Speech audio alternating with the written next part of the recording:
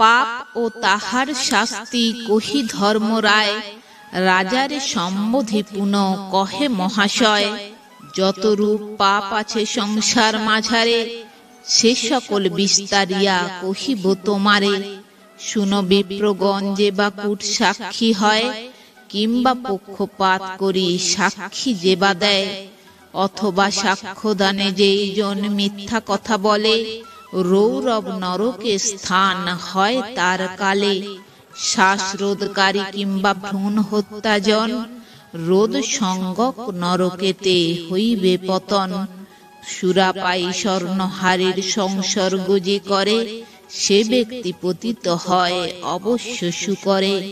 ক্ষত্রিয় বৈশ্য হত্যাকারী যেই জন, গুরুদ্বারগামী আর রাজসৈন্য ঘাতন। তপ্ত কুম্ভ নরকেতে